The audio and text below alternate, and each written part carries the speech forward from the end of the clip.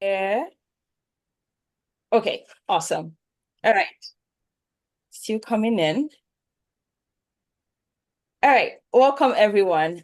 My name is Winnie Adebayo Ojukwu. I am a third year medical student at Rush, and a committee member for TSMA, the diversity committee. So welcome. We're excited to host this session. I know that the people that I know, at least offline, have been asking for a group like this where we could discuss matching into I6, matching into general surgery programs when you're interested in cardiac or thoracic. And so we're excited to bring this to you. I will be introducing our panelists and also our committee member. Before we continue, I'm going to make you the co-host, and that way you can admit people while I move to the presentation part of things. Does that sound good? Yeah. Okay, awesome. All right, let's go ahead and get started. I'm going to share my screen. Please let me know the rhetorical question if you can see my screen.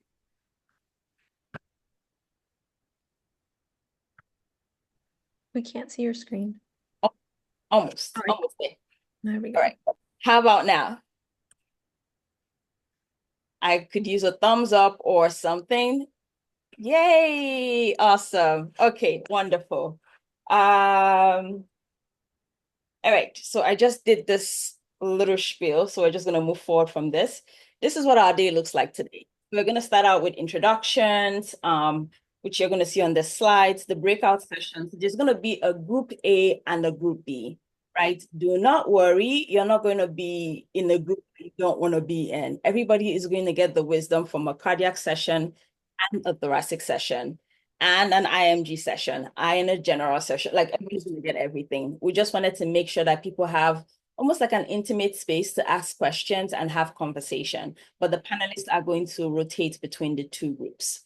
And so the breakout session I just talked about, at the end of it, we're going to come back in and have final thoughts. So any burning questions or unanswered thoughts from the group, our panelists will be together as a group and then address those questions. And then closing remarks will come from myself and other members of our TSMA diversity committee. And then we're going to wrap this up. So that's the agenda for the day. Okay, so meet our members. We have Althea, who is our chair. We have myself, and then we have Albert, who is a fourth year at Johns Hopkins University. He's also going to be moderating the thoracic session, so you're going to see him more today. We have Lovette, who is a fourth year too at The Ohio State University. She's going to be in the cardiac session, so you're going to see her today. We have Titi, who is a third year at Loyola University. She's going to be moderating the cardiac session, so you're going to see her too today. We have Parab, who is also here with us. He's going to be in the chat, answering questions, helping the moderators out. We have Sam, who is third year at Queen's School of Medicine. So we have a full packed team here. All right, now for our panelists. So for our first panelist, we have Alice. Alice is a fourth year at Johns Hopkins University. She matched I6 at Stanford University, and she's going to be in the cardiac breakout session. Alice is going to introduce herself more when we get into the small groups, and you're going to learn more about her. Next, we have Arsalan, who is graduated from King Edward Medical University. He matched general surgery at Washington University in St. Louis. He's interested in thoracic surgery, and he's going to be in the thoracic surgery session. I and Aslan have known each other by force over the past year and a half. He's one of my favorite people, but he might be. But yes, he's going to be in the thoracic session, and we'll be talking more about his interests and what he also did as an IMG.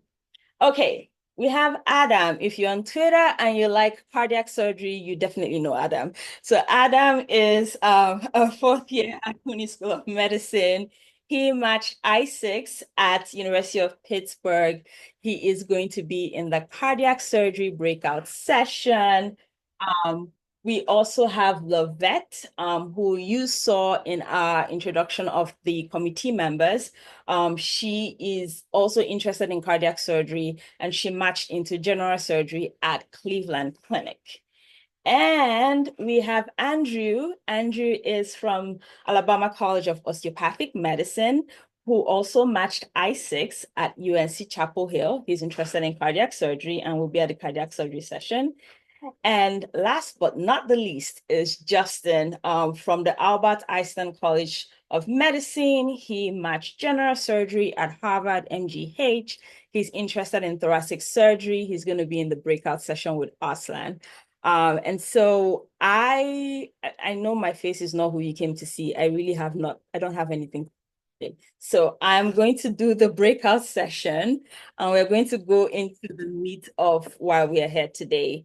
Before we continue, I would like to say, like, make this count for you. So please engage, unmute yourself, ask questions, put questions in the chat. Like, there are not that many spaces where you can do this. So like, these are students like us, like we're all students here. So ask all the questions, ask all the things that you're uncomfortable about asking the attendants, like get the lowdown about how things work behind the scene. And if you're preparing to go into application season, please, of course, like milk all the wisdom that you can milk today.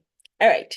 Without further ado, I am going to split us into groups, and then we're going to take it from there. Okay.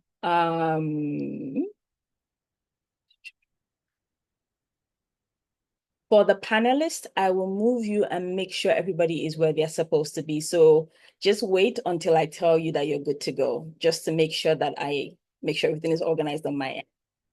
Okay.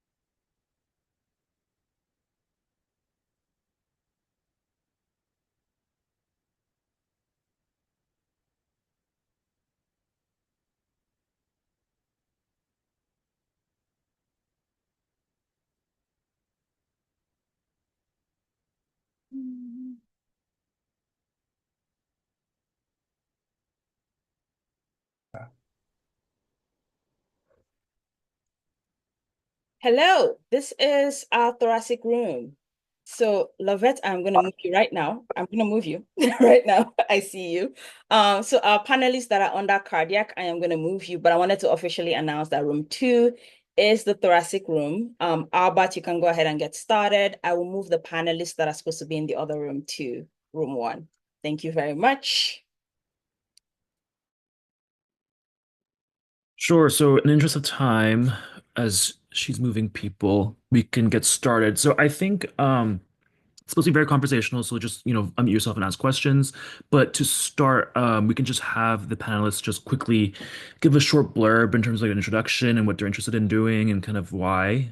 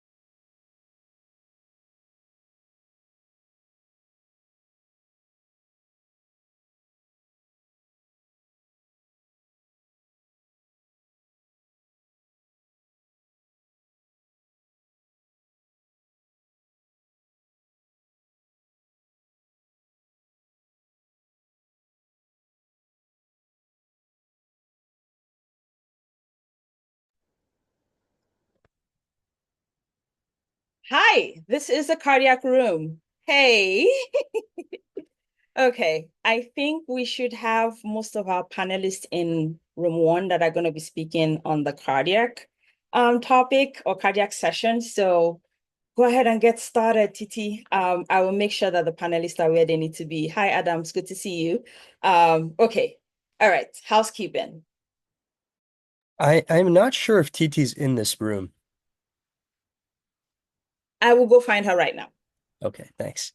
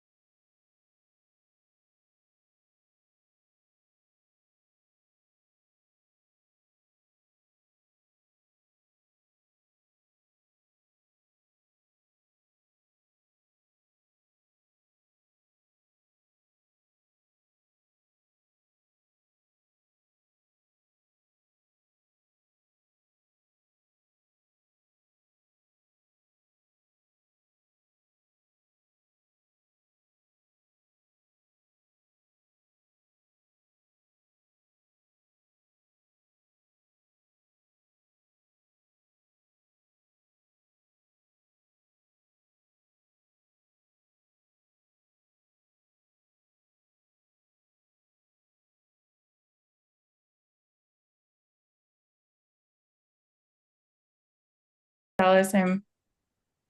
I go to med school at Johns Hopkins, matched to Stanford for the integrated cardiac program, interested in cardiac surgery, obviously. Within that specifically, either heart transplant, heart failure, or mitral. And why I like cardiac surgery, probably like most other people on this call, it's really that combination of the anatomy and physiology and cardiovascular disease processes, um, combined with the technical expertise required for the field and really the ability to have really big impact on really sick patients. Thank you. We'll go over to Adam. Hi, everyone. My name is Adam Ahmed. I'm a fourth year at the City University of New York School of Medicine. Um, Going to try to not echo what Alice said, but completely agree about everything. I mean, cardiac surgery is very physiology intensive, very technically intensive. But Dr. Ben Udelman, as some of you have probably seen on calls and stuff, like he told me, like pick a specialty based on the population you want to serve. And I think cardiothoracic, you really get to see patients at some of their most thickest and most vulnerable moments. And to really be able to take them from point A to point B, I think is a intensely gratifying experience. And having two family members that went through the process, it's just awesome to really finally be able to hopefully start training to do that. So it's a great field, and I'm excited to see everyone here. Thank you. Next up, we have Andrew. Hey guys, my name is Andrew Vogel. I'm a fourth year from Alabama College of Osteopathic Medicine. I'm at I6 at UNC at Chapel Hill.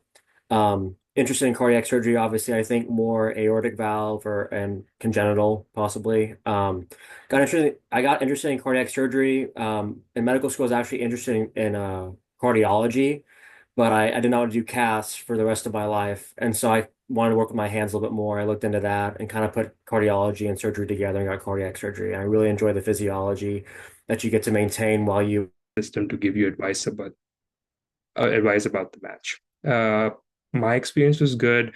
My mentor was very supportive, although I think the one thing that lacked on my application was the fact that I did not have any clinical rotations, any clinical experience in the US, and I would strictly advise for that.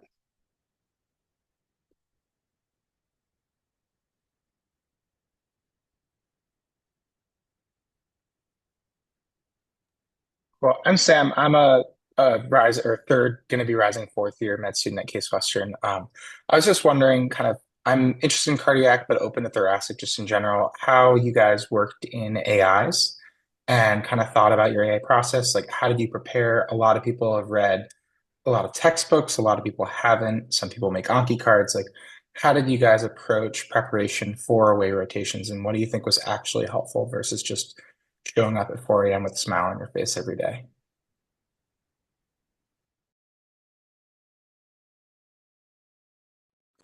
I can go first. So I did 5 months of surgery before I guess it was supposed to be 5 months before ERAS, and then I had to push the Brigham rotation. So I ended up doing ACS at Monty, thoracic at Monty, cardiac at Monty, and then I did a general surgery rotation at Yale, and I did a month on Brigham thoracic. I think the home rotations are really important, especially if you have a home program. I would say definitely spend some months on surgery there as a sub-I before your aways.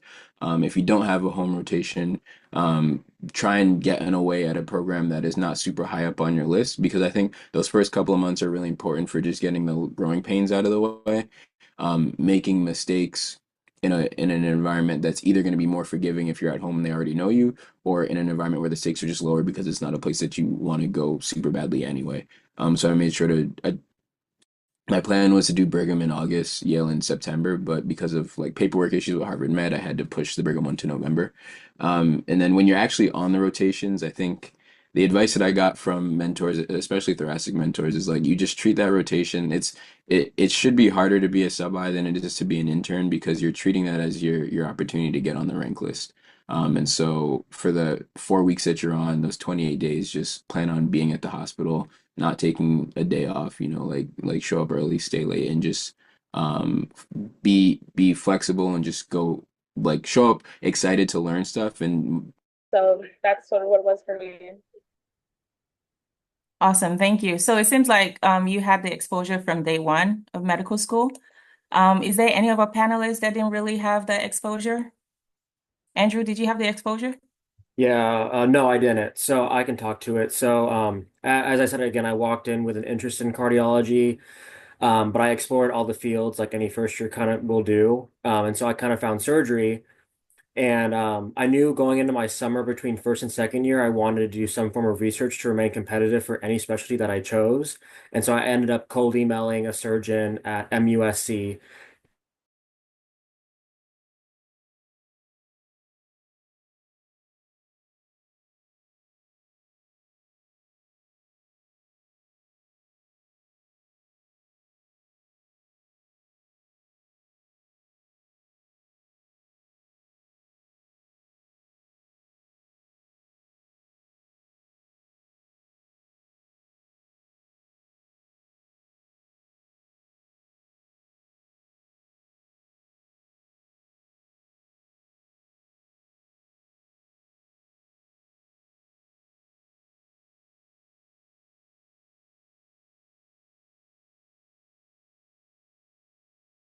Rotation part. Alice, I would like to know, how did you decide where to do your away rotations when it came to cardiac surgery? Yeah. So most people for aways, I think, try to aim for somewhere between 2 and 4 aways. Some people do more, some people do less, but I think, 3 is kind of that sweet spot. And so that's what I aim for. And in choosing those 3 aways, I really just talked to people who had applied previous years, learned about different experiences, learned about different programs that I might be interested in. And ultimately, that's how I ended up choosing my aways. So I did a month at Columbia, a month at Stanford, and then a month at Duke. And ultimately, it was really based on both factors, talking to other people, learning about programs, being really interested in those programs, and then also sort of other personal factors. So I did have family in the Durham area, which is why I decided to do a rotation at Duke. In the end, those were also my top 3 programs that I was most interested in. And so I think for me, my approach was to really just do ways, try to see programs that I'm interested in to see if I really am interested in them, and then also hopefully to get more exposure. Thank you. Adam? Yeah, a very similar process to Alice. I mean, I think the most important thing is kind of asking the year above you, and if you have a resident that you're close to, sorry about the background noise, but if you have a residence that you're close to, kind of figuring out like what the vibe is there. Things that you should think about when you're considering programs, I think, is number one, personal factors. That's something that if I could go back, I think I would have reevaluated a little bit. I did aways at Columbia, Cedars, and Cleveland, so kind of all over, geographically distributed all over the states. Um, and I didn't really think about having like family or having like personal connections in the Northeast area. I think that's something that should take weight when you're looking at it. I think to some extent. At the same time, you also do want to make sure you're getting the best possible training and you're looking at programs that really fit the factors that you want to get. 2 to 4 is spot. When you're getting there, things to kind of evaluate is not just experience there, but see how are the residents learning to take care of patients? Are they managing patients on the floor? Would the system crumple without them? Right? If they're the only people in the ICU or on the floors making decisions, you take one day and you're off. The whole team takes a hit. So that's something you really want to evaluate and think what kind of support is there for you. From an operative experience, you want to see some people, they just want to be on the surgeon side of the table the entire time, and obviously you do have to end up there at some point, but um, you might want to evaluate how much autonomy is there. Is it too much or too little to your liking? What kind of uh, environment do you think you'll thrive in, and do you need more independence early on, or do you want someone to kind of walk you through or hold your hand a little bit in the beginning as you build your confidence? So these are all very, very personal, tailored questions. The worst thing you could do is kind of just take people's word at face value and say, oh, like this program doesn't let you operate at all. This program lets you operate too much, or this program won't teach you how to take care of patients. I think there's always extreme statements that are made by applicants and people kind of through the grape. What's the word? What's that Marvin Gaye song? Through the grapevine? Yeah. I think you really got to go there. You got to see with your own eyes. And you got to make an educated decision on your own. And it's just as much about how much the program will fit for you as much as you will fit in there. So that was a long-winded answer. I hope I hit No. some That important was points. very, very, very important. Let's go to Andrew. Can you walk us through like a day in your life when you were doing the away rotation? Yeah, so I did 7 of them. Each Ooh. one is different. Don't laugh, Adam. Each one is different in like how they're set up though. So a day in the life can be I'll give you the general, but I will say through each one you will have different things that happen for each rotation. You just have to kind of be flexible. So at depending on the institution, sometimes I was there at 4:30 or 5. You show up, you might have, and it depends on the institution whether you're going to see patients in the ICU or on the floor. So for most of my rotations, I saw 1 to 2 ICU patients.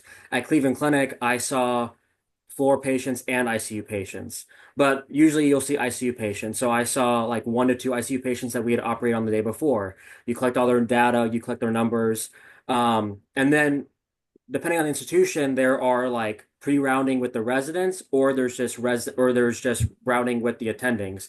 At MUSC, for example, we rounded with the residents, and then again, the chief resident would report in another rounding session to the attending.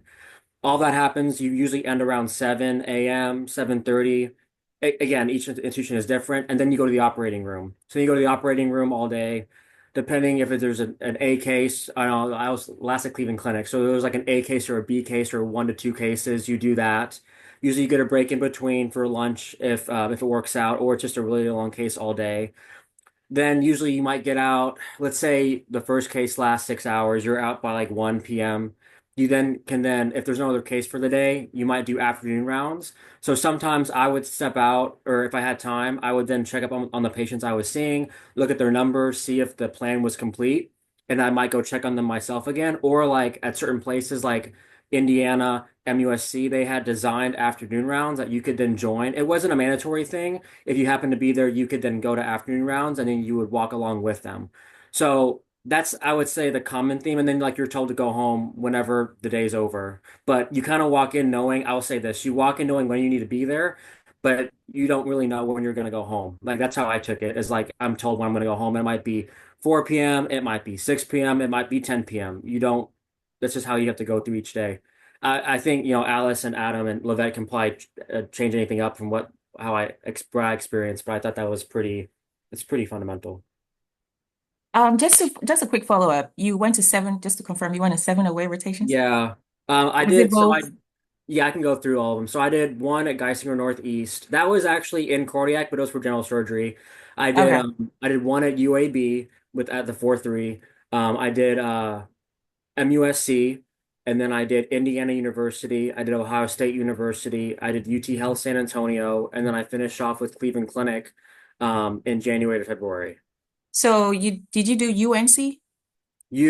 No, I did not do UNC. Well, Surprisingly you enough, ended up matching there. I matched at UNC, but I did not do an away at UNC. So I yeah, I mean, it's just how it works out, I guess. You never know. It's Okay. But just to follow up, did you apply to both general surgery and I6?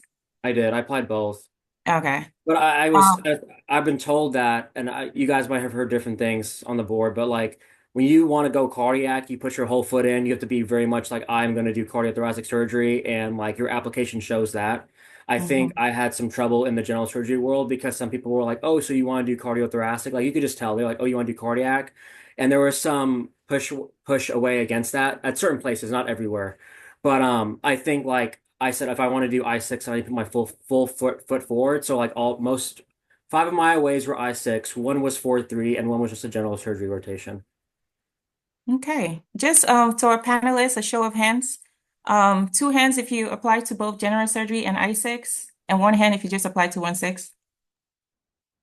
I don't know how to do the emojis, but both. Both. So everybody both. Okay. All right. Thank you. Alice, would you like to, or Lavette, would you like to add anything to the like a typical day? Yeah, I was gonna say, obviously Andrew has done 7, and so I feel like he's the master in this, but it really depends on the institution, and your experience can vary a lot. And so some institutions you're on the entire cardiac service just being one service. So for example, Adam and I were at Columbia together, and essentially you don't really carry patients. You just, you round with the team, but you don't really present on anyone. You don't pre-round on anyone. And you kind of just show up to the OR and you just stay until whatever last case there is that day, regardless of attending. And so that's a very different experience versus when I was at Duke, it was very much so like you are on this attending service. So you carry those attendings patients. Sometimes at some places I've heard you carry the entire list. Other places you just carry, 1 to 2 patients. Um, you pre-round, you prep the patients, and then you round with the attendings, presenting to them, and then you go to that specific attending's cases. And so if that attending only has 1 case for the day, it might be an early day for you. If they have a really long day, if they're there for an overnight transplant, then it's going to be a really late day for you. And so kind of just echoing everything that Andrew said, it really depends on the institution. Okay. If I And could then, just add also, oh, sorry. oh, you can go ahead. I was just gonna say really quickly a lot of us like I feel like we obsess over the operative studying and like knowing the steps of the cases, et cetera, et cetera. A lot of the questions and really the quote unquote like pimping and chances for you to like really show your knowledge actually come like during rounds and during ICU during these away rotations. So I think you should as much as possible try to spend time like learning how do you take care of these patients after the operation? When do you start beta blockers? When if they develop AFib, what are you going to put them on? When would you pace? Things like that really stick out, and just for your not just to stick out, but they really help you be more engaged during rounds, and it's a much better educational experience rather than just focusing on, oh, what's the first step? Like no one's going to ask you like, they might, hopefully they don't, but no one's going to ask you like, what's the next step? What am I going to do in this operation? Maybe major things, but ICU is really where it counts, I think, at our level. Thank And I you. was just going to Lavette? say really quickly to add on to the day of life thing. So just because you're on a cardiac surgery service doesn't mean that you can't go into thoracic cases too. So I think really utilize if you do get done early and there's things going on, and if you have the bandwidth, because I'm sure you're going to be very tired, but try to go into the thoracic cases because it really, one, it's half the specialty. So it's really good to get that exposure early. But then two, you also get to meet the faculty and you get to learn sort of what does thoracic surgery look like at that institution. And then the other thing I was going to say is you don't have to go into the rotations blind either. I know one thing I did was I always reached out to people who, like the residents that I knew there, and you can chat with them about, maybe they did an away rotation there. Like, what did you do when you were there? What are the expectations? Instead of kind of going in the first day, you have no idea what's going on because it's a lot to pick up quickly just because kind of like what Andrew and Alice said, it's really different at different institutions. And so really utilize the residents because they're there to help support you. They want you to do well. So yeah. Thank you. Okay, so going into the application, I see a lot of questions coming in about applications. Um, let's see, there was one that had to do with, there we go. So for those who did the away rotations, did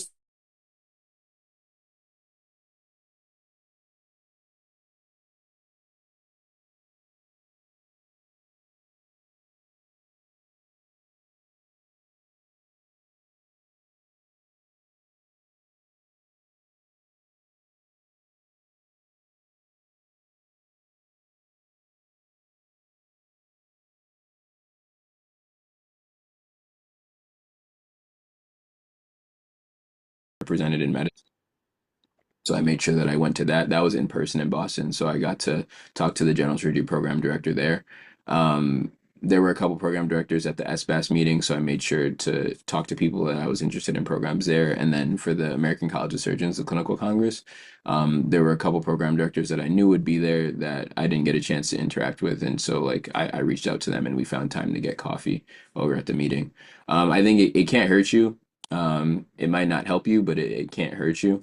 I think just reach out to them, especially if you know there's a meeting coming up and people are there specifically to network. Just say, hey, like I'm really interested in your program for X, Y, and Z reasons. I would love to grab coffee, talk about ABC. And most program directors are amenable to that.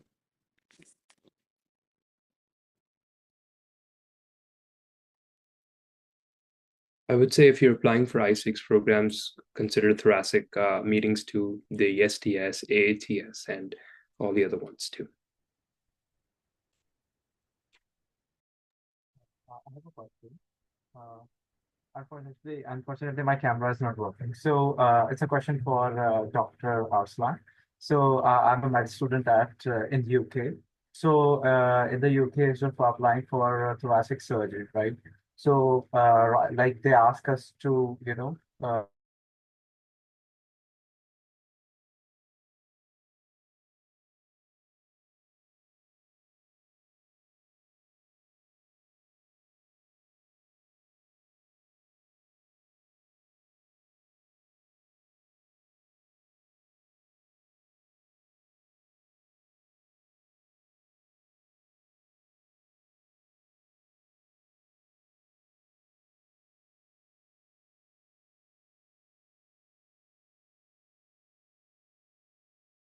write to my clinical basis as well as research. So I was trying to do like a two in one.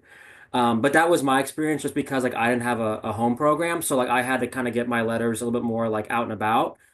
But no, I agree though. I think the best of both worlds is to have a really, really strong letter because they've known you for so long and they're a really big name in the field. Because then you're getting both, and like that's really helpful because then like everyone who reads that knows who that letter writer is, and they can also back that that person's known you for like more than just like as Alice said, like a month. So you don't think that is going to influence like, oh, well, if you get a really strong letter from MUSC, then there's a chance that you're going to go there? I didn't go there as you say, so I think That's true. it kind of matters. I want to say. I don't know. I think it's institutional dependent because as Alice made the comment, like each institution has their own thoughts that they have around where the letters come from, where they don't. Like that's the one thing with I6 is there's still a lot of variability when it comes to those things. And like you have to hear general gestalt things. But even then, like you'll hear at one place that they want this specifically. So if you want to go there, you focus on those things, right? So I think I was just going for what the gestalt was in the sense of I heard try and get like good name letters and like get them talking about your clinical knowledge base and seeing you in the clinic. I had one research letter, but that was it. I made sure that most of them were clinically based too. So things like Gotcha. that. Gotcha. Adam? I think the nice thing is you can get an unlimited number of letters. You only have to submit four per program. So my approach, I kind of like Andrew. I didn't have a home program, so I needed to get a lot of letters for my away rotations. Cleveland was after ERAS, so it was too late. I did get one from Columbia and one from Cedars. I think what you should do is obviously like there's going to be different qualities of letters. Some you're getting it from someone because he or she might be a huge name in the field, and those aren't going to be personal letters. It doesn't matter how good we are. Like they're not going to be personal letters, and that's fine because that name carries weight. On the other end, if you want to have someone who you've worked with longitudinally, either a research mentor or maybe your home institution, and those letters are going to be very intimate and really speak to your character and how strong you are. I can kind of see what Alice is saying is if you get a letter from somewhere you spent a month and it's describing you like someone who's known you for 4 years, you probably did an incredible job there, maybe have some deep ties there. I think a way to combat that is rather than not asking for the letter, you should get the letter, but then be strategic with where you send each letter. So when I would submit when I'm submit ERAS, you go to each program and you assign four letters. So I would think, okay, well, this letter writer went to this institution. I'm going to use his or her letter. This letter writer is always on projects with this person, so I'm going to send their letter there. This person, they're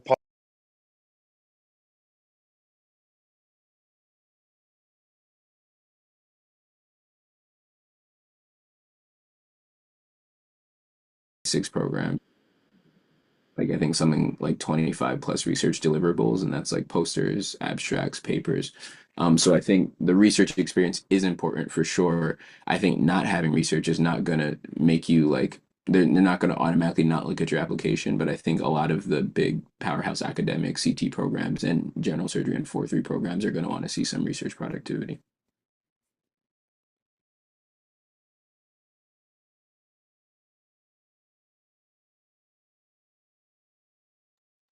I guess we're about to switch, but one of one thing I'm wondering is just kind of how much of it is doing research and getting like clinical honors and as much to open the door to get an interview, and then once you have an interview, how much of it is fit versus kind of your portfolio based on what you guys have seen or heard.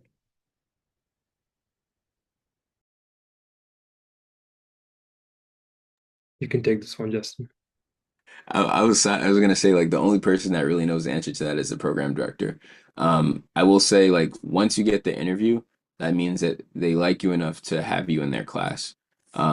Typically everybody that gets an interview gets ranked. Unless you do something egregious in that interview, like everybody that interviews for the most part gets ranked. And so I think where you go on the rank is a large part fit and vibes and the rest of your application.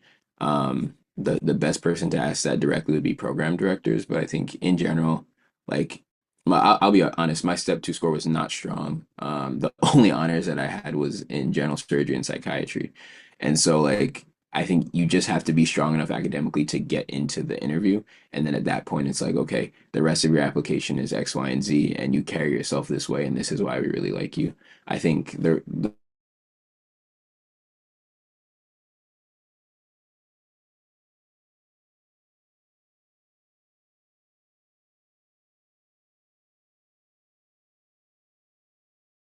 know that there's an interest, especially because a lot of these programs kind of want like some sort of dedicated research experience time. So I think for me that was kind of what really was highlighted. And then just having like I've gotten scholarships from AATS, STS, like showing an interest that you've been going to the events, maybe you're getting awards, things like that. I think those also are helpful. Awesome. Thank you. Just real quick before, oh, I see one very interesting question. So regarding ERAS, how did you guys navigate using signals? Anybody?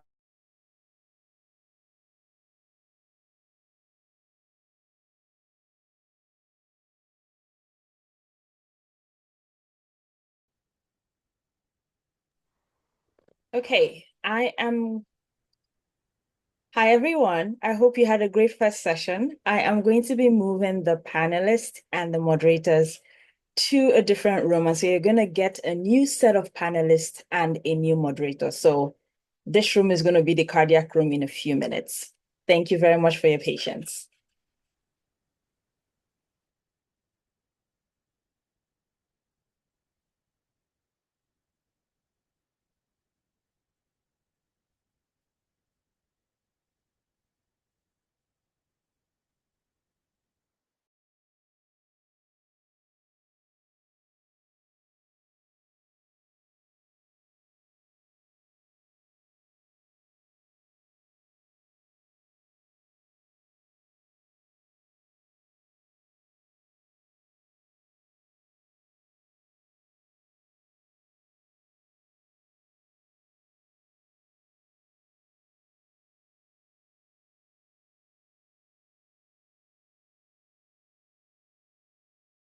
Programs you do your ways tend to be the programs you really want to go to. So I don't think it's really a waste for you to put your signal there. Like you really do want to be there and you want to put, as much effort into going there. What I ended up doing was using my signal on two of the programs that I did a ways at because I really wanted to be there. And then for another program, I used it for a program that I didn't do an away at. So maybe you could kind of use a hybrid approach like that. As for general surgery, I got killed on the general surgery front personally. I only got like 2 interviews from programs I signaled. So I don't really have the best advice for how to approach general surgery. But I think I definitely do think the it it means a lot more for general surgery. Like you really have to think about where you're going to use them. And since most of us won't be doing general surgery ways and we're kind of marked for cardiac, you really want to make sure maybe use them at programs that are traditionally very cardiac heavy, such as Duke, Mayo. Like these are general surgery programs that really love their cardiac history. So they'll be happy to interview you and be interested in your cardiac focus and interest. So maybe Okay. think like that. Thank you. And real quick, the last question. Everyone who Sorry, applied to, I'm so sorry. The new panelists are already here. I yeah. know Okay. I hate to be this person. Not a So problem. I'm Thank you. thank you all so much. So we're going to be moving in a bit, but the thoracic people are good and ready to go. Awesome. Thank you.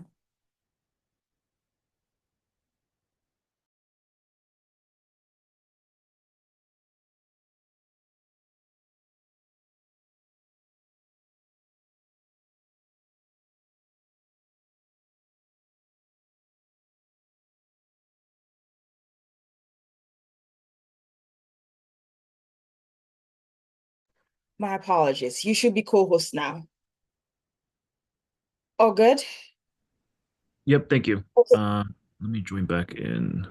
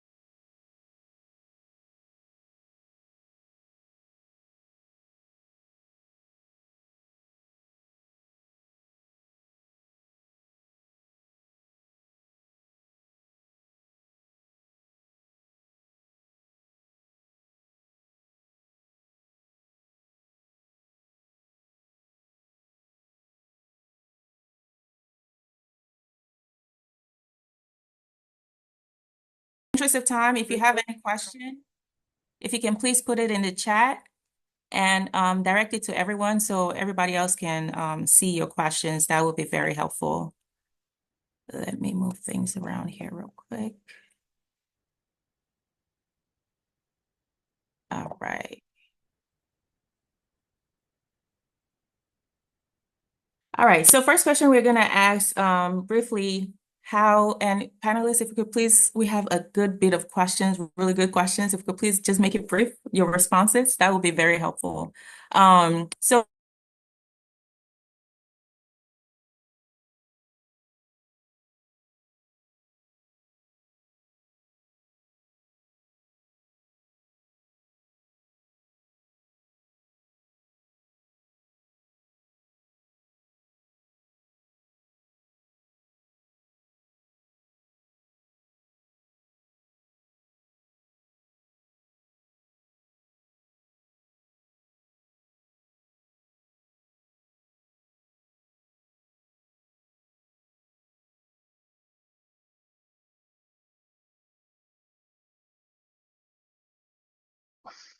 My question is, how did you come about it?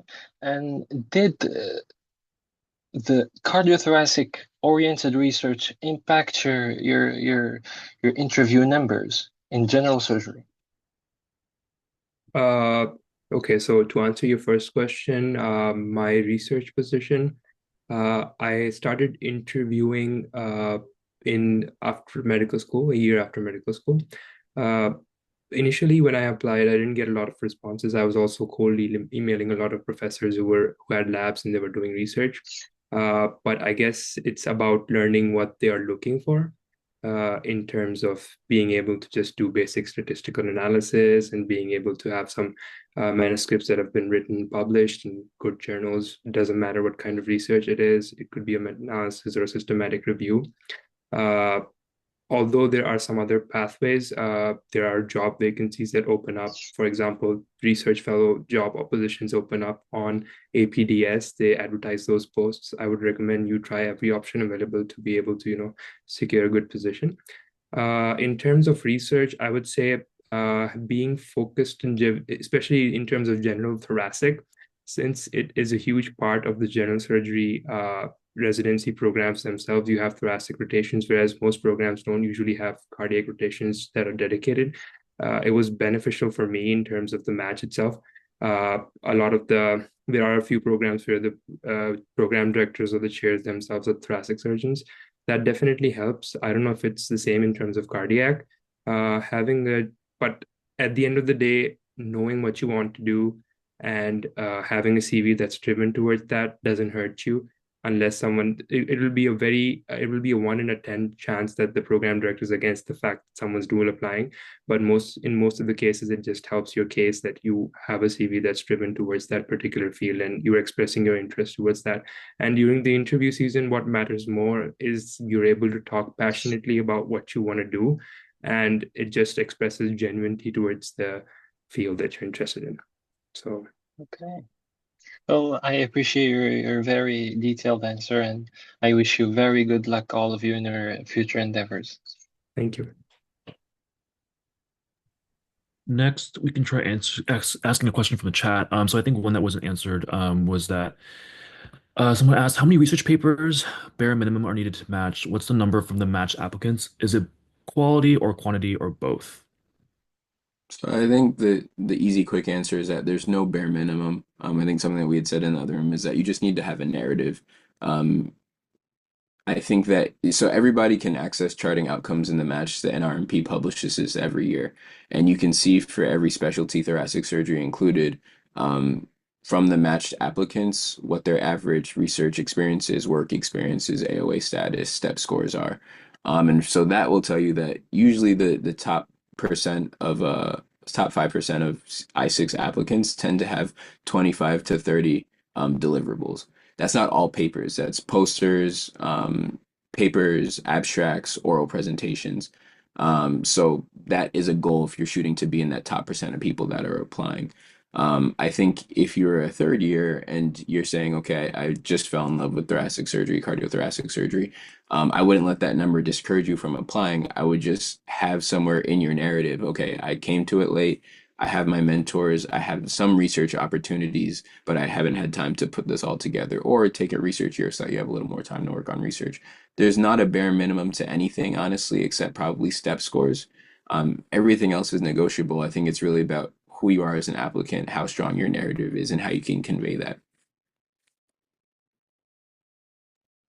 In terms of IMGs, I would say that research experience is also important, but there is no strict hard and fast number. You could be an excellent candidate as long as you are receiving an interview from the program. Once you have that interview, you're all on the equal standpoint. It doesn't matter if someone else has more research than you. It's about how well you present yourself and you have the right qualities that the program is looking for. Obviously, you have to aim for the statistics that say that you have to have like 25 to 30 deliverables to be able to qualify for that. So for me personally, I would say I had about 20 research publications and a few abstracts and posters.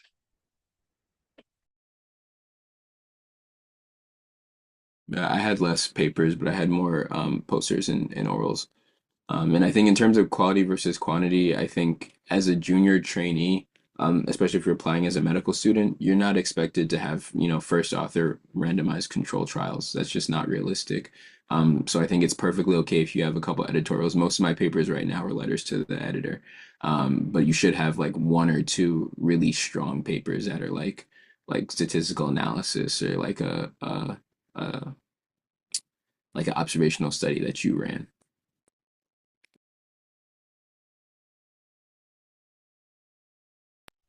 Is it okay if I ask a question? Okay. Yeah, go ahead. Okay, thank you. So, I was at the CT surgery interest day, I think a couple months back, and they mentioned, obviously applying general surgery just in case, general surgery and and I6 just in case. And then also like being able to like craft um a different application that is not too CT surgery so that because some programs frown upon that. So I was wondering how you were able to navigate being able to apply to both and having like a complete application for both. Okay. Yeah, I mean it's really hard. And this is the caveat that I applied to one I6 program and it was a thoracic track specifically. So I still had a whole separate application ready just to apply to one program. So what that looks like is having like three strong general surgery letters, three strong cardiothoracic letters. Um, I doubled up and I had the thoracic surgeons also write general surgery letters, but I made sure that I also got cardiac letters for this I6 application. Um, you also got to do a ways on the, sorry, you got to do sub-Is on those rotations. So I did a thoracic sub-I and a cardiac sub-I. So I did 2 months of that. But then I also did 2 months of general surgery so that I could have strong general surgery letters also. I had two completely separate essays, two like personal statements, and I made sure that my letter writers that were doing thoracic, my thoracic surgeons that were doing general and I6 letters knew that they had to be completely separate letters. So I think it really does have to be two separate applications. Your CV is not going to change, but you should definitely not submit the same application to both because program directors tend to feel a way about that.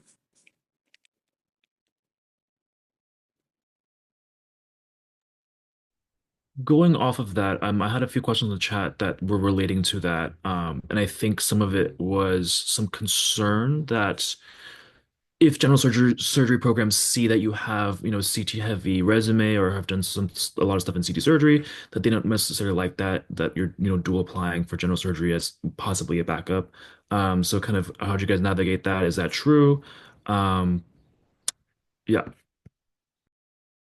I mean, I think it's definitely true. I think Adam was hinting to this towards the end of what he was saying from the last session, but I think like it's definitely true to a degree. There are definitely going to be general surgery programs that are very threatened by people that are dual applying. They're not going to want you in their program. I think you just kind of have to know that going into it. But at the same time, there are programs that have really strong CT departments, divisions, whatever, that are really welcoming of applicants that are dual applying. Like a couple that I can think of offhand, I know like MGH, Mayo, WashU, they specifically are like very welcoming of people that are dual applying because they don't have I6 programs. So they are confident that their 4-3 is the best training paradigm to train cardiothoracic surgeons. They're not threatened by people that are dual applying to other I6 programs, but at the same time, they really want the kind of people that are going to be leading the field in the future to come to their programs.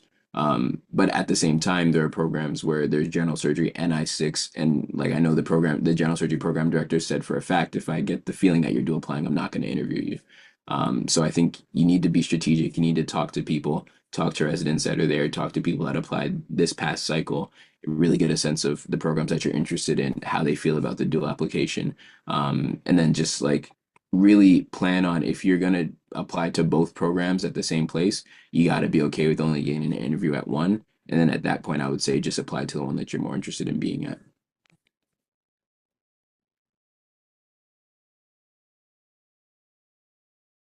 Another question is that do you happen to know which I6 slash general surgery programs have a good thoracic focus since a lot of the I6 programs tend to be more cardiac heavy?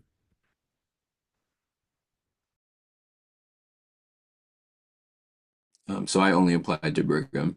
I was kind of agonizing over this being like I knew I wanted to. I'm interested in cardiac surgery. I like the operations. I like the training, but I don't want to do cardiac surgery as a career. I know I want to do thoracic as a career. So I was going back and forth over if I should dual apply or not. I think for thoracic track, Brigham is probably the the strongest in terms of the caseload and the exposure. Um, I think UPMC has really strong thoracic. Um, Kentucky, I've heard, I didn't apply there, but I've heard they have really strong thoracic I6. I think you really just got to do your research. I think generally every thoracic surgeon I spoke to, general thoracic, said that the I6 is not the way to go if you know you want to do thoracic surgery. You gotta kind of have to do your own research and make your own decision. I really enjoyed, I did an away rotation at Brigham on thoracic, and I did 3 weeks on thoracic, 1 week on cardiac, and I really loved my experience. I decided that even with that experience, I still wanted the traditional general surgery training paradigm. because of what I think that it offers. So you got to do your research, make your own decisions.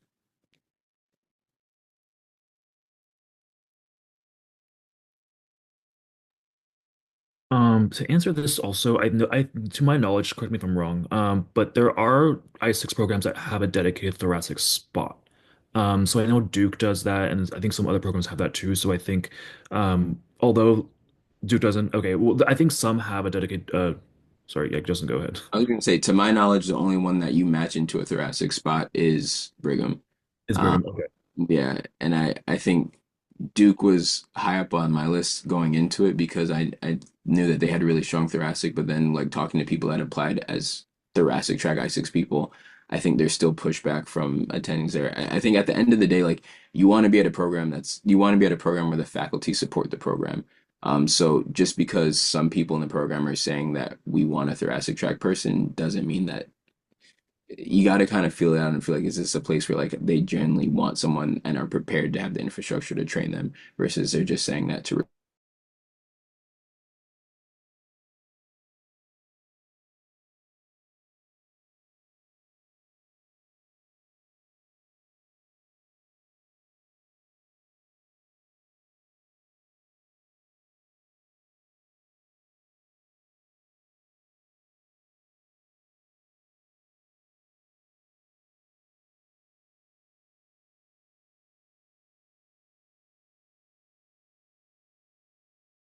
for two.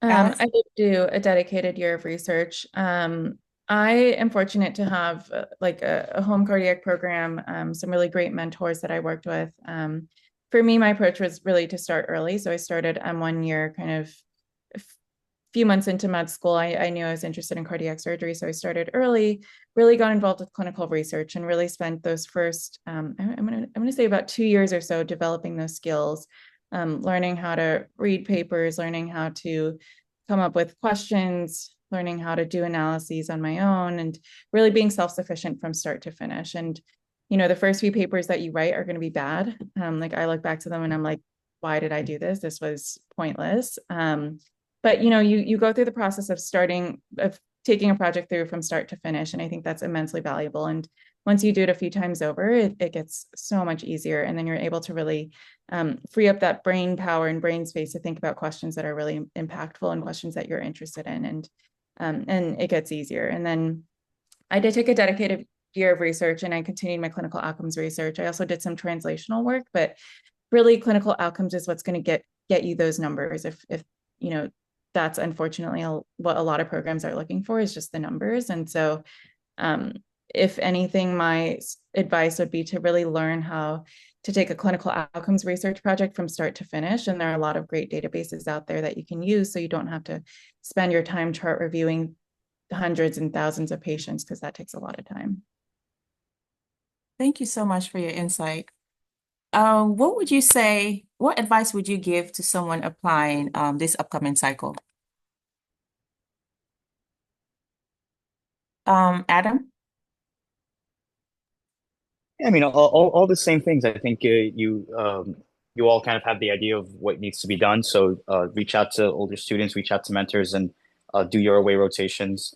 Um, I don't think there's anything different about this cycle other than, if anything, it's a good thing. There's just so much more scholarships available and resources available, educational material online now that you can use to really prep for these rotations. So just trust your gut, trust that you've done the hard work and you're going to continue doing the hard work, and just go in full effort. Andrew, any advice? Yeah, I think Adam and Alice knocked out of the park. I agree with them 100%. I think, and Alice made this comment about being self-sufficient. Fully agree. And that's like a personality thing too. Like no matter if you come from a large academic institution with a cardiac department or you come from a small school, like you have to be self-sufficient and make it happen wherever you are. And like you need to come up with your own projects. You need to be writing your own papers, learning how to do your own analyses. Like Alice said, like I learned how to do those things too. Everybody did, right? To be able to make those numbers happen. And so I think like that kind of personality and that which you can show that in your application, that shows off, right? And that's like how you can be really prepared when you walk into an interview. It's not just like, oh, like I took advantage of what was around me. No, I didn't just take advantage of it. Like I built on it. I made the department better. I made this place better because of the, like I was helping out and really built on the things that were already started here. I think in terms of like the application cycle, it's competitive. Every year it's competitive. You never truly know how it's gonna work out. I think it's just about like one, you should have like that true connection to cardiac surgery or cardiothoracic, and truly like there should be no question that you want to do this. I remember when I was doing my research at MUSC, a resident, I don't know if anybody knows Jenny Kwan, she's amazing, but she told me, she was like, when your name hits the PD's desk, one, they should already know who you are, and two, they should like there should be no question as to why this person cannot do anything else but cardiac when they look at your application. Like that, those are the two things that I like really resonated with me when I was doing research with her. And she said like you have to be like that dedicated to the field. So if any, like I would, that's why I suggested different applicants is if you're struggling with that, there's not enough research or not enough like you seem like you want to do cardiac surgery, that's what I would work on. Wow. Thank you for sharing that. Alice, were you going to say something? Yeah, I was just going to add on. I think what Andrew said was exactly right. I think, during your med school years, just really take initiative. It's not just exactly like Andrew said, not just using what you have around you, but using what you have around you and really taking advantage of that to really try to take it a step forward. And then when it comes to actually applying, I think it's really helpful to have like a story of who you are, what you've done, and where you want to be. And so, obviously, if you're applying I6, you want to do cardiac surgery. But I think you can take it a step further. I think you can say, oh, within cardiac surgery, I'm really interested in heart failure, and this is what I've done to know that, and obviously be open to change. But I think it's helpful to have a goal. And for example, Adam is all in on aortic, and everything he does is aortic. He dreams, sleeps, eats aorta. So like it's all about that story and all about what you want to do and having a vision of where you want to be in the future. And, even if things don't align exactly as how you want it to be, that's okay. I think a lot of it is really just having that vision of what you want to do with your career. Sorry, I had to write my notes because that Can I was ask a really question good. as well? Sorry. Or Yeah, I go can wait ahead. until the list is done. I was just wondering what you guys did with kind of during the interview time after you're done with AIs. How did you guys use that time? Were you relaxing? Were you still being productive? Kind of what was your focus during that period of M4 year? Just, recovery first, I would say. I took about 1 or 2 weeks just remembering how to be a human again and uh, getting back those relationships that have been on the back burner for a long time. But after that, if you want to be productive, I think it helps to maybe start prepping, like reading into the different programs that, like once you get interviews, don't just sit and wait to review the night before. I think you could go on each program's website, read about them, read what you like, what questions you're going to bring. And then other than that, really just the hardest part is over at once your as applications are in and once you do your interview. So I think really take that time to kind of relax, maybe follow up on some old research projects, but there's not much more benefit in really killing yourself, I think, during that period. I think it's really important to reflect and take care of yourself and just, not go crazy worrying about this. Thank you. There was a question someone had. How intimate was your relationship with your mentor when it came to, I think they're hinting towards like getting a letter of recommendation. Was like, did you have a mentor from day one? I know Alice started from day one of medical school. How did you initiate that connection or that relationship with them? I guess sorry, I was one who actually asked that question. What I meant Okay. was that I think having mentors, I think that's everyone will agree that's optimal and having as many as possible. But is it something where you try to get as many mentors, or is it something where you try to build a very strong relationship with one or two people?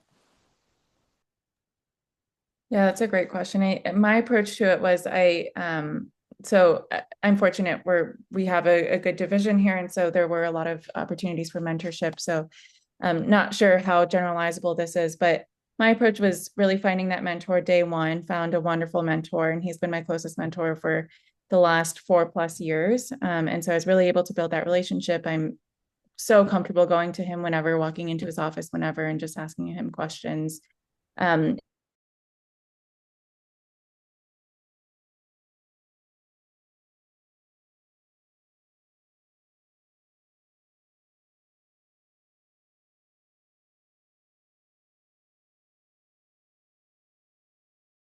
sound crazy to do that on the first or second day, but I promise you that month goes by super quickly. You're going to be super busy. So try and do it as early as possible and then follow up at the end of the month.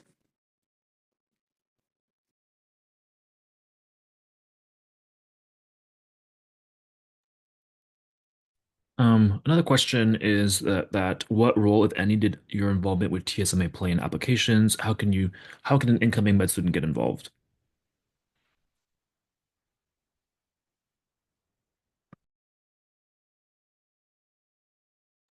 I think you can take this one, Justin. Yeah, I never had a formal like e-board role in TSMA. It was just really fun to like drink with people when I saw them on interviews and like we're all friends. So it is real. I will say it is really, really nice. Like I remember MGH in particular, because a lot of people applied to the 4-3 there. Like my interview day, like I knew maybe 75% of the people that were interviewing that day just from TSMA, like seeing each other at meetings, seeing each other at conferences, like working on papers together. So that is really, really cool. It makes it a lot less nerve-wracking when you get on a call and you're like, oh, like these are my friends. Yeah, I will agree. I don't think anyone ever brought up TSMA during my interviews, but it does give a really good community when it comes to, asking questions, finding mentors, and just like being able to chat and drink with them and see them along the interview trail. And there's so many people too, and it's just good to know this network.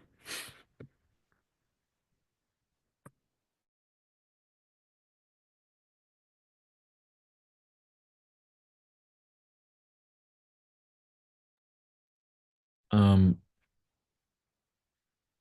I think just got a question in the chat. Do you recommend IMGs to apply for research positions before applying?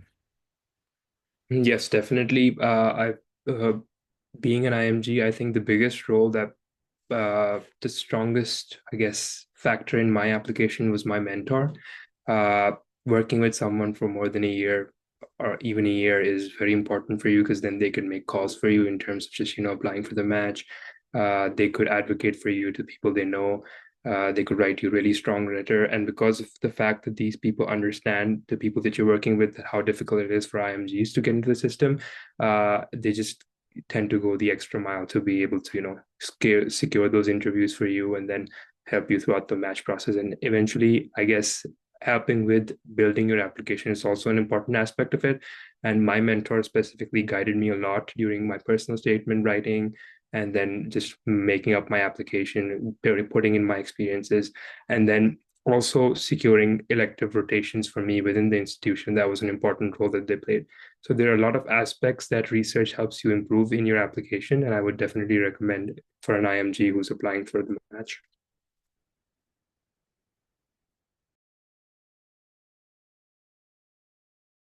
I see a question about advice to M1s rising M2s pursuing CT and hoping to master an I6. I think the earlier you are that you can start, the better. I think like we keep going back to the word narrative, but I think you really just want something by the time you're applying as a fourth year that says like this is what I'm really interested in, and I have all these different experiences to speak to that. So I think leadership is really important, whether it's leadership in affinity groups that are important to you. So I served on the e-boards for the Student National Medical Association and Latino Medical Student Association at my school. I also was the president of the CT Surgery Interest Group 1 year. Go to meetings, try and get scholarships to these meetings. It's like, yeah, it's nice to get money to go to these meetings, but it's also a line on your CV that says like, you're really interested in this and this is why. STS has scholarship opportunities, ATS has scholarship opportunities. They both have conference scholarships and also scholarships for students that identify as backgrounds underrepresented in medicine.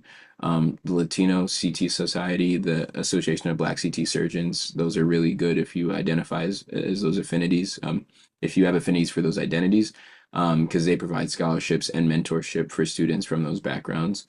Um, Find mentors at your institution early that are going to be able to connect you with opportunities for research, clinical opportunities, and eventually write your letters of recommendation. I think the longer they know you, the better. And then as early as you can, identify programs that you really want to be at, especially if you're thinking I6. Like those are programs that are taking one, two, most three people. So like you really want to make sure that if there's a program that you really want to be at, just full court press on that program. Make sure the program director knows you. Make sure that your letter writers know that that's the program that you really want to go to. Make sure that you do in a way there and absolutely kill it. I think those are all the things that you can do. In terms of research, and there's a question in the comments where you asked us about the research nature of the research itself. There are a few. There's basically three kinds of research that you can do. There's clinical research, there's translational research, and there's basic science research. My lab was primarily translational research, but the structure of my lab is good in a way that basic science research and translational research does not have as many publication opportunities as compared to clinical research, because you can just analyze the data and get the manuscript out there. So I would recommend that you take up a clinical research opportunity if you're applying for the match very soon. Although I would still highly recommend that it's in your field of interest and not something that you're not interested in. The second thing would be that if you're doing translational research, obviously it has a better impact when you're interviewing with the people, because they ask you about the nature of your research. So you need to be able to explain all those things. And the second thing that helped me a lot, given the translational nature of my research, I was doing both clinical and translational projects, but I was able to secure a few grants, NIH-funded grants and some local grants that were asked about a lot on my interviews, because that is something that goes a long way, I guess.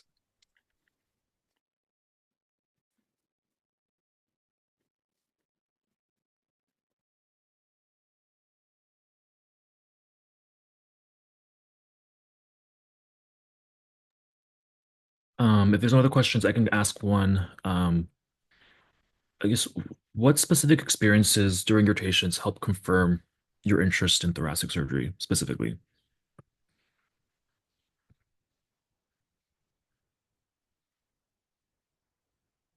For me, I was working on thoracic for a year before I came to the US. In Pakistan, the hospital that I was working at, they were doing lung resections, and mostly it was related.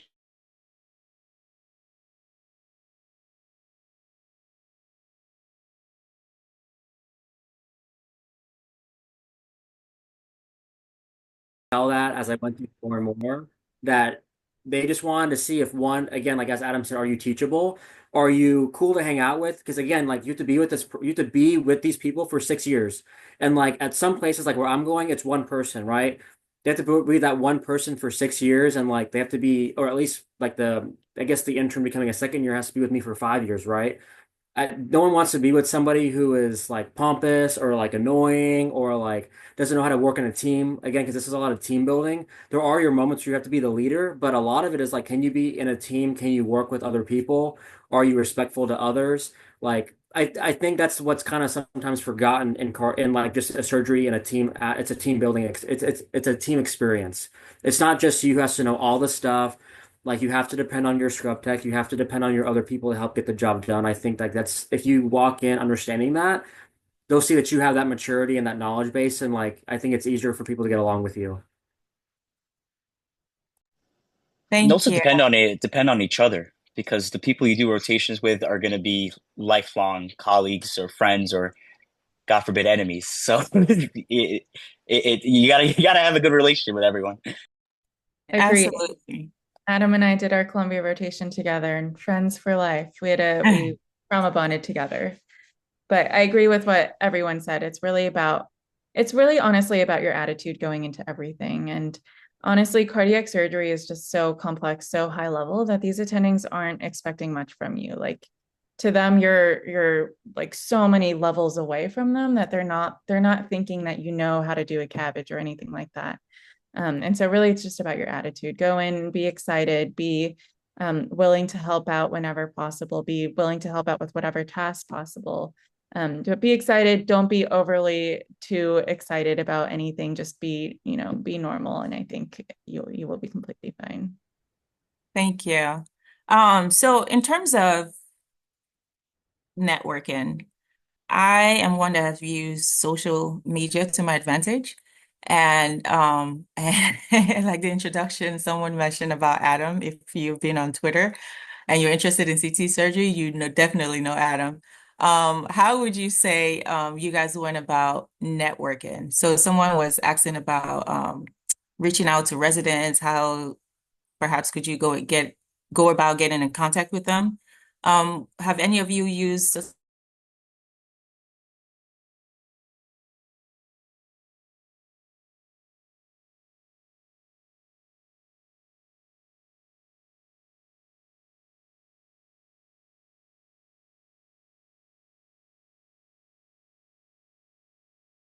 I remember my first year, I heard about Med Twitter. I said, okay, like I'm not a Twitter person at all. I have no idea how to use this, but let me try and figure this out. And so I started seeing how people use it to advantage. And I knew coming from a small school that I couldn't necessarily compare myself to the people in my school. I wanted to look nationally and see what everybody was doing. What are the things out there? I learned about scholarships. I learned about different things just because of like the feed that came to me through Twitter, and it kept me up to date on what was happening. So like I use it for that purpose, but also in my like the end of my first year, I reached out to residents. I reached out to mostly residents, I think, through Twitter. Doctors, I didn't really attendings, I didn't reach out to because I mean, I don't know, it was like a fine line with that. But if I couldn't find a resident's email on their like on their page for wherever institution they went to, I would try Twitter next, and that was the next best place because there are people I could reach out to on Twitter. I could never find any other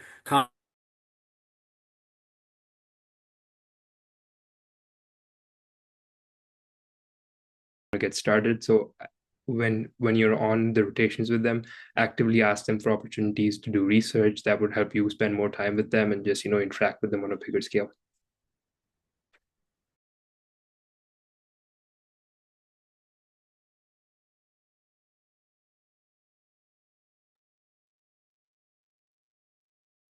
One question I got in the chat is, what did you regret doing well on this path?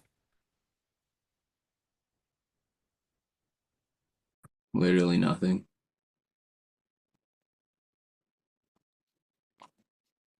I don't think I can think of anything. I think one thing that it's not a regret, but I think like, I think it, I, I was so like caught up over do I do apply, do I not do apply, is it gonna hurt me? I think at the end of the day, it doesn't really matter. Like there are programs that are gonna not want you as a CT applicant, but you shouldn't try to hide the fact that you're a CT applicant. That's just not the program that you want to be at. I think if you want to go general surgery, just make it the strongest general surgery program that has the best track record of setting people into CT. If you want to do I6, just make sure it's the best technical and clinical training that you can get. Um, but I don't really have any regrets. The one thing that I would recommend is that when you're applying, especially for the programs that you've signaled, try to tailor your application for those particular programs in terms of just the personal statement and even the letters if you can. So maybe just put in a line or a statement telling them why you're interested in that particular program that you're signaling. That just helps a lot. It helped me with your interviews at those programs. I definitely did that at my top five. I think that's a great recommendation.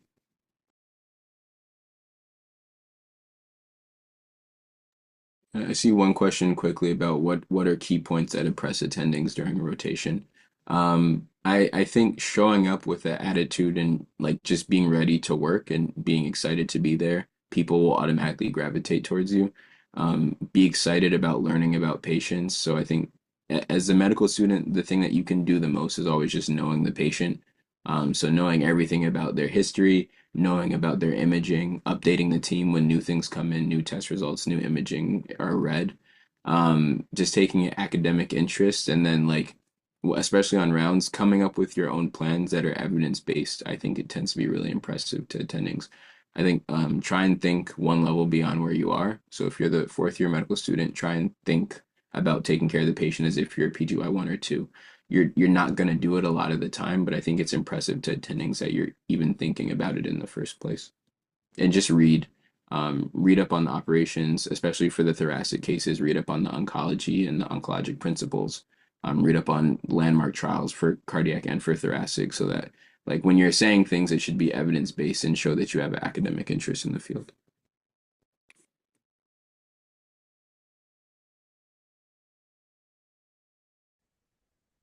There we go. Hi, everyone. Welcome back. How did it go? I was jumping back and forth, and honestly, the conversations were just so amazing. A huge shout out to Albert and TT for like holding it down. Like that was amazing. 2 times. So waiting for the other group to join us back. They're coming back in. Yay. Welcome everyone back. Again, a huge shout out to Albert and for moderating. And a massive shout out to our panelists. You all were amazing. Thank you for all the insights that you shared, everything that you did. So this is our essentially final thought section of our meeting today. This is for any, first of all, final words from our panelists. So I know that they have asked you the same question 7 times, but in the event that there is something that, came to your mind that you wanted to share, but you never really got the opportunity to share, this is a good place to like pour your wisdom down on us. And also for our audience here, if there's any question that you have been trying to get answered that has still not been answered, now you have the entire group here to ask those questions. So while we're waiting for the chat for additional questions, I'm going to kind of just go through my list of panelists for final thoughts. Sorry to interrupt. Adam, do you mind briefly talking about the Anki decks, or would you do Yes, that during your final thoughts? I could do during my final thoughts. That's Okay, fine. all right, that Yeah, works. Sorry thank about you. that. Yeah. Okay, sounds good. All right, let's go ahead and start with Alice for final thoughts. Yeah. I think honestly, not too much any particular wisdom, but it's the entire application process is a long and stressful process. And so really prioritize yourself through this, prioritize wellness, continue working out, do those things that make you happy. And before you know it, it'll be over. And it's crazy to think about where we all were a year ago versus where we're now. And it's been a long process, but also an amazing process. And the friends you meet along the way are incredible. For those applying I6, interviews are in person now, and it's just a lot of fun. And Adam and I have had some wonderful adventures on this journey together. And so really enjoy it. It's stressful and it's daunting, but enjoy the process. Thank you so much, Alice. The next person is Aslan. I would say just during this interview trail, I would recommend that you just be yourself. Just try to put forth who you actually are. It's just the most easiest way and the most comfortable way for you to present yourself and talk genuinely about your interest and who you are as an applicant. That's going to go a long way for you. Trust your mentors, trust their advice. And once you're done with an interview, don't think about what went wrong or what happened, because if the more you think about it, the more the things you're going to find that went wrong. Just once you're done with it, walk out. Don't think about it ever again. Thank you, Aslan. Adam. Sorry, I was trying to mute myself. Yeah, thank you all for having us. And yeah, just exactly what was said before. And just I mentioned this in one of the breakout rooms, but your job on these aways and throughout this process is just to really be teachable and not to be excellent. So I think if you're always thinking about being excited to learn and not necessarily excited to be right or excited to look good, I think it'll take a lot of burden off of you, and it'll give you really that a comfortable place to learn and really be excited and enjoy everything that you're doing. So that's really something I hope we all kind of take away from this. It's something that I had to learn relatively early, and I wish I knew it even sooner. So please really give yourself the grace to forgive yourself and enjoy what you're doing and make mistakes and learn and just enjoy the process. And just really quickly, because TT is going to be mad at me if I don't mention it, we have a TSMA away deck coming out very soon. We've compiled all of our experiences together into some common ICU questions, as well as information of both adult cardiac as well as general thoracic rotations. Each card will be cited, and we'll have additional resources to read up on. So we really hope that's very helpful. And it's only going to cost $9 a month. It's free. I'm joking. Thank you all. Thank you so much, Adam, and thank you for all the work that you do with TSMA. Next person is Andrew. Yeah, first off, I just want to say thank you so much for having me. The advice that I can give, whether you're first year, second year, third year, I think you just have to try your best not to compare yourself to others is the first thing. Be your best, and be your best, a better self of yours, be a better self of you the next day. I always thought about try to do that. I said, okay, like, am I better than I was yesterday? Am I better than I was the day before? Because you will bog yourself down if you try to compare yourself to others. It's an extremely competitive field, as you're all know or are now learning. It's very, very competitive. One of the lowest match rates around for CT, just the I6. But I think it's just you have to just try your best to be better every day and figure out something new that you want to learn to do the next day. And especially during aways, like it can be very difficult. It can be very hard. It's very draining. It's emotionally draining. It's everything. Just know what just understand like that is the process and like you have to get through that and find the best out of it and find the benefits out of it and just know that like it is a process that will end and there will be a better future after. Like there is light in that process when you go through it and it's there. You just have to keep working for it. So that's what I can give as advice. And then, oh yeah, I'm on the projects and proposals committee. I'm supposed to promote the away spreadsheet. There's an away spreadsheet that we all worked on and that the leadership worked on. There's an away rotation spreadsheet that has little tidbits about different away rotations at different institutions. Because as we were saying before, they're all a little unique and different. So make sure to check that out. Thank you so much, Andrew. And the last but certainly not the least, Justin. First of all, I'm going to go back to something Adam said earlier that I disagree with. He said that he's not always excellent. I disagree because he's always excellent. That's what I aspire to be in life. My advice to the rest of y'all, I think like just have as much fun with this as you can. Um, like Alice was saying, it's a really hard process. Like all of this is really difficult. There's emotional highs and lows. I think at the end of the day, your goal is just to end up at the best program for you. And 9 times out of 10, that's not going to be the best program for anyone else but you. So just don't try to game this. Just be open to learning about programs. Let programs learn about you. Be honest about your goals and what you want out of your career, and it will work out. And you'll end up at the program that's going to support you to get there. Thank you so much, Justin. And then TT had also some thoughts to share. Okay, everyone, just to I know I've received some questions about how do I become a TSMA member. I literally just put the link to the website in the chat. If you go to that website and you just scroll all the way down on the homepage, you will see subscribe to our listserv, and you will get an email with all the events that we have going on. Another good way so when the Anki deck is ready for the away rotations, you will be getting an update from there as well. Another way to go about it is by following us on Twitter. Just TSMA Adam. It's just TSMA at TSMA. It should pop up. You will see it. Thoracic student, I believe. Hold on. You could message the Twitter account and then we'll get you from there. Gotcha. I actually It's don't at know. thoracic. Well, Yeah. what is it? I don't even know the Thoracic I'll put Gmail. it in. I'll put it in. We have At we have thoracic it on student, our yeah. yeah. All right. That's all I have to say. Thank you, guys. Congratulations and good luck. Congratulations, everybody. all. Thank y'all. Thank you. Congrats and good luck. Thanks for spending your Sunday with us. Certainly. And Winnie, Thank thank you, you for guys. putting this awesome event together with your teammates. We appreciate this. Oh, thank you so much. It was team effort. Thank you to everyone here too. Thank you, thank you, thank you. Okay. People are dropping out.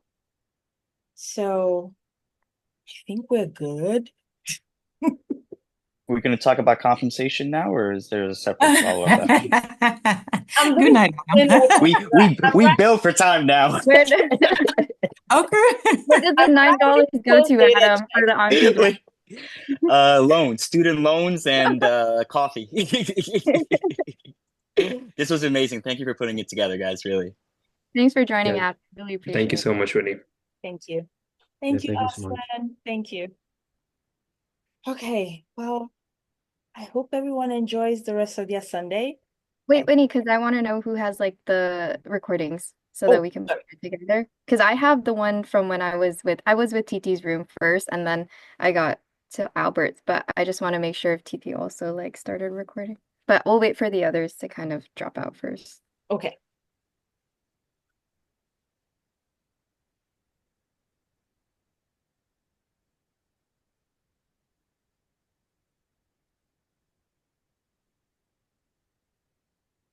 Promise, are you there? Oluwabukumi, are you there?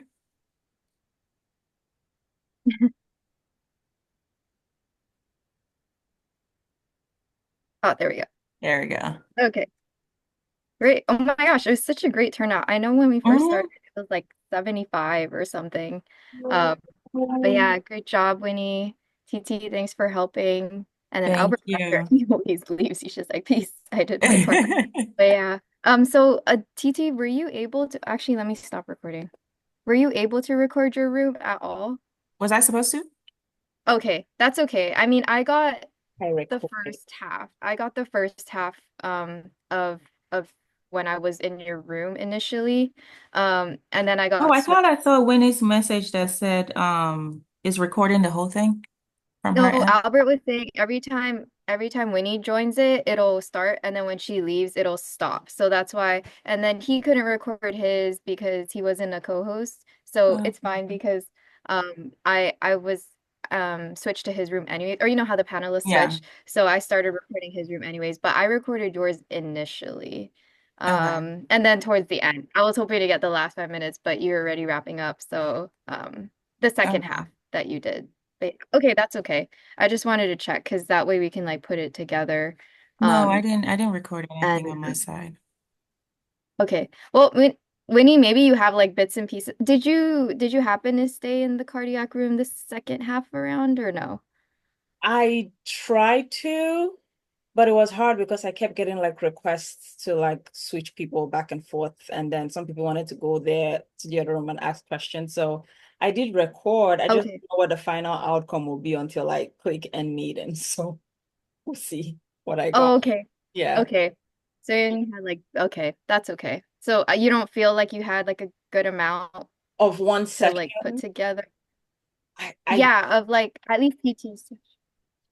let me see after I end the meeting, and see Okay. what actually downloads to my computer, and then we'll go from there. Okay. It's kind of Okay. hard Okay. to record with breakout rooms. I didn't think about that earlier. It was when I started that I realized that it would be a pain to record different Yeah. rooms as a host. Okay. Yeah, no, that's okay. I also told you like pretty late too that we'd have to ask people that are in the breakout room to record because that's what we had to do last time when we did the one word. But it's okay. I'm sure I got a good amount like on both ends. Yeah. Okay. So Yeah. Okay. All Alrighty. right. thank Bye, you. guys. Thank you. All Bye. Happy right, bye. Sunday.